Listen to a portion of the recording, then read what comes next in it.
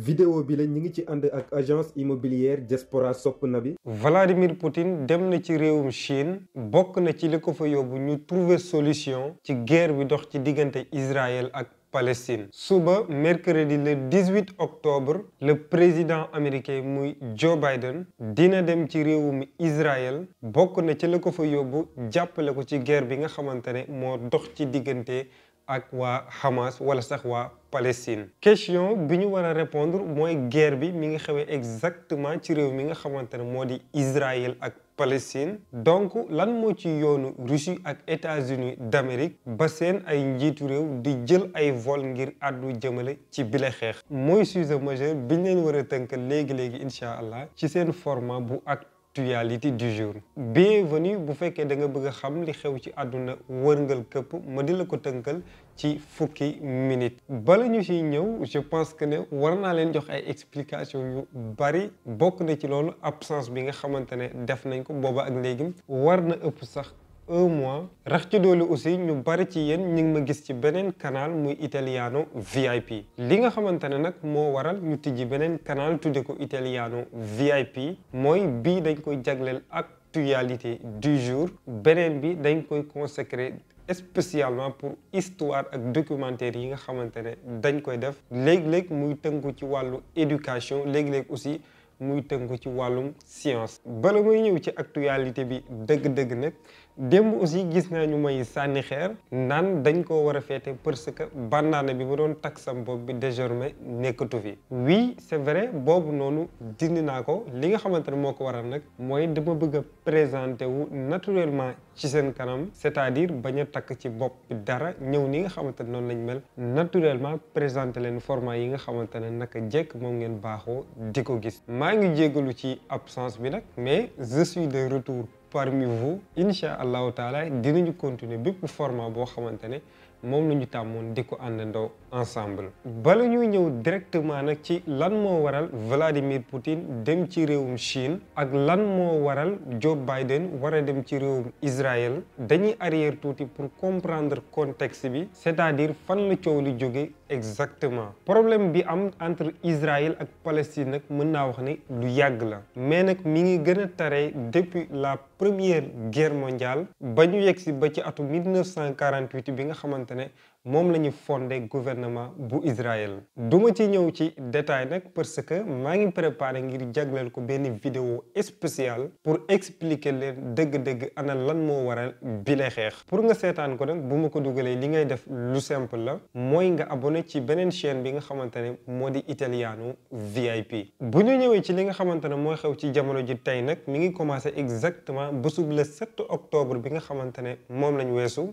waa Hamas dañoo dugg ci réew mi nga xamante ne moo di Israël wala sax ci état bu Israël ak seeni arme am na ci ñoo xamante ne dañoo jël ay roppalaan am ci ñeneen ñoo xamante ne ay ndaamaar lañ yore. bi ñu ñëwee nag mën naa wax ne faat nañ fa doomi Israël yu bari buñ leen compter sax war nañoo toll ci nombre de 1400. yemuñ ci loolu aussi ñu jàpp ci ñoom ci nombre bu toll ci 199 maanaam ñaar téeméeri nit yu manqué benn. bi nga xamante ne loolu am na nag waa Israël aussi taxawuñu di seetaan ñoom itamit wuy nañ ci attaque bi nga xamante ne moom la leen Hamas def ba ci ñoom sax faat nañ ci lu toll ci 2808 victimes yoo xamante ne ñi ngi fekk baax Palestine. yemuñ ci loolu itamit am na ci juróom benn dirigeant yoo xamante ne dañoo féete ci Hamas ñoom itamit bokk nañ ci ñi nga xamante ne ñoom la waa Israël faat. bu ñu xoolee ñi nga xamante ne aussi jëlee nañ ci ay gaañu ci bombardement ak bâtiment yi nga xamante ne mooy daanu buñ leen compter war nañoo toll ci 11000 maanaam fukki junne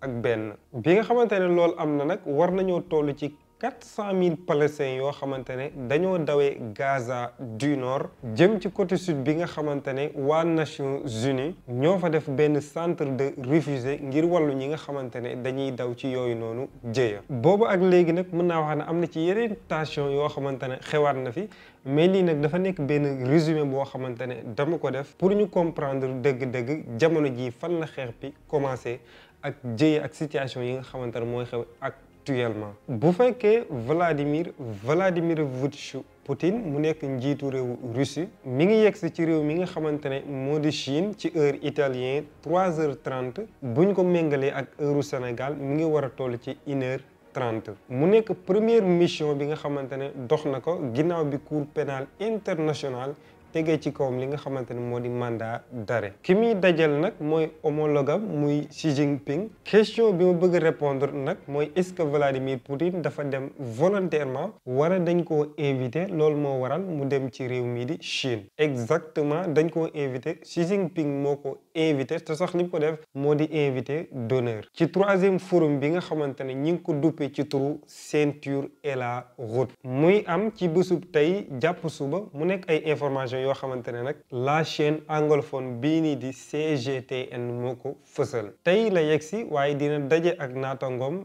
bii di Xi Jinping ci bésub suba ñu war a waxtaan ci ay lëkkaloo ak ay accords yoo xamante ne moo dox ci diggante ñaari réew yi. beneen question bi ma bëgg répondre nag mooy pourquoi Vladimir Poutine tànn réew mii di Chine ngir waxtaan ci guerre bi am entre Israël ak Palestine. pour cela faaw ñu arrière ba ci weer yi nga xamante ne moo génn sunu ginnaaw kenn werante wut situation yu tendre yi nga xamante ne moo doxoon ci diggante Arabie Saoudite ak Iran. réew mi nga xamante ne moo ci dox jàmm nag mooy réewum Chine donc mën naa wax ne Chine point bu fort la pour peut-être ñu mën a trouver solution ba bomb yi nga xamante ne mooy tàkk ci jamono yi ñu mun koo dakkal. laataa muy ñëw nag moom Vladimir Poutine déggante na ak président Syrie muy Bachar al-Assad ak président bu Iran muy Ebrahim Raïssi ak palestinien bi Abdul Mazen ak président bu Égypte muy Abdel Fattah al-Sisi. waaye nag yemul ci ñoom aussi ci beneen wàll bi itamit déggante na ak ki nga xamante ne moo di Benyamin Netanyahu. donc mën nañoo wax ne moom li ko yóbbu ci réew mii di Chine moo di mu trouver benn solution boo xamante ne dina dox ci diggante ñaari réew yi muy Israël ak Palestine ba jàmm mën a dellu siwaat. mais nag est-ce que jàmm ñëpp ko bëgg parce que bu ñu xoolee président américain bii nii di Joe Biden bokk na ci li ko yóbbu ci réewu Israël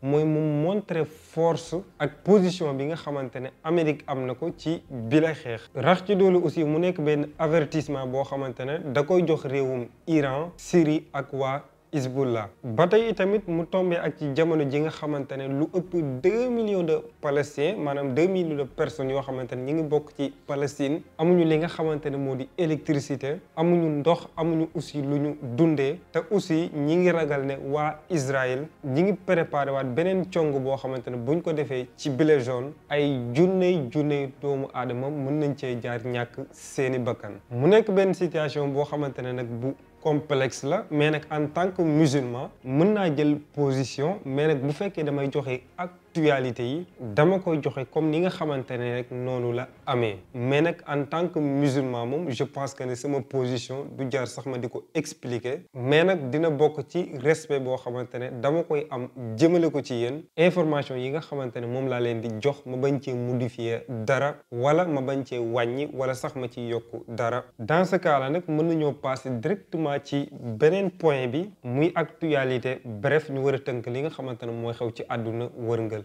këpp. dañ koy tàmbalee ci réewum Espagne mi nga xamante ne bëgg na renforcer ay moyens jëmale ko ci xeex li nga xamante ne moo di immigration clandestine. ñu wax ne depuis mois de janvier lu toll ci 23 537 migrants jaar nañ ci yoon boobu noonu mooy île des Canaries. buñ ko méngale ak at bi nga xamante ne moo weesu ñu wax ne lu toll ci 80% yokku na ci. loolu moo waral le 16 octobre bi nga xamante ne moom lañ weesu gouvernement bi décidé wax ne dina yokk moyens yi nga xamante ne moom lay xeexe lii di immigration clandestine ngir wàññi multiplication bi nga xamante ne ñi ngi koy gis ci seenu réew. Burkina Faso signé na ak réew mi nga xamante ne moo di Russie benn accord boo xamante ne li ko tax a jóg mooy construire benn centrale nucléaire. gouvernement bi nga xamante ne moo fa nekk depuis 2022 te jële woon nguur gi ci benn coup d'état ki ko jiite di wuyoo ci turu Ibrahima Traoré seetlu nañ ne depuis mu ñëw ci bopp nguur gi ba tey relation relation yi nga xamante ne moo dox ci digganteem ak Russie dafa gën a ratax, par contre yi dox ci digganteem ak France gën a ñagas. waaye nag loolu terewul ba tey ñi ngi sentir aide yi nga xamante ne Russie mi ngi ko koy jox mu jëm ci wàllu économique, militaire ak yeneeni wàll. waaye bu ñu arriéré ba ci weeru juillet, réunion bi nga xamante ne moo doxoon ci diggante Russie ak réew yu bari ci Afrique, Ibrahima Traoré dafa waxoon Vladimir Poutine que mu jàppale réew mi di Burkina Faso ci centrale nucléaire bi nga xamante ne moom la bëgg a liggéey. bu ñu xoolee réewum Burkina Faso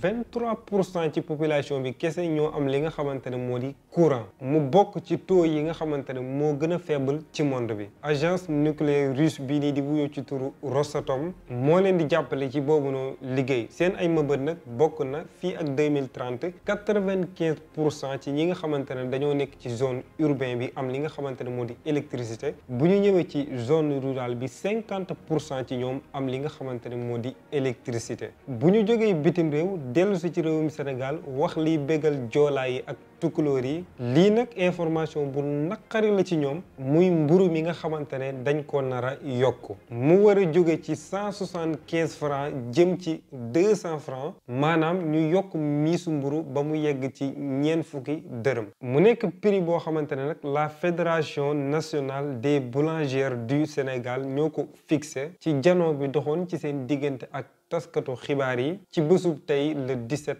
octobre. mu nekk benn information yi nga xamante ne nag ñiy yëngatu ci wàllu boulangerie mbégte lañ ci àndal. li nga xamante ne moo ko waral nag mooy dépense yu seer yi nga xamante ne moom lañ wax ne moom la ñuy frais bu fekkee dañuy liggéey ci boobu noonu secteur. dans ce cas là bu fekkee yokk nañ njëgu mburu mi dina leen dimbale ba dépense yooyu noonu ñu mun koo attan. actualité bi ñu war koo tëjee ci Ousmane Sonko ginnaaw bi nga xamante ne le juge Sabassy Faye mujj na décider alxames bi nga xamante ne moom lañ weesu mu dàq radiation bi nga xamante ne defoon nañ ko ci Ousmane Sonko. Yoro Moussa Diallo mu nekk l'agence judiciaire de l'État, maanaam ki nga xamante ne moom la état bi yónne woon ci Ziguinchor ngir mu layal ko ci àtte bi nga xamante ne moom lañ doon def Ousmane Sonko. ginnaaw bañ paree ci àtte boobu noonu ñoom laykatu état bi ma mën cee lim Abdou Dialy Kane ak Moussa Tall ñoom jël nañ vol ba ñibbi. ki nga xamante ne moo di Yoro Moussa Diallo ba tey mi ngi des Ziguinchor. li nga xamante ne moo ko waral nag mooy bi muy takk bagaasam waaj ngir dem dafa jot benn ndigal mu jóge ci état bi. li nga xamante ne moom lañ ko wax nag mooy toogal bul dem ngir xaar li nga xamante ne moo di le pourvoi en cassation. mu tombe ak fi nga xamante ne foofu la ñuy tëjee actualité du jour. ma di la ko fàttali bu fekkee da nga bëgg xam li xew ci àdduna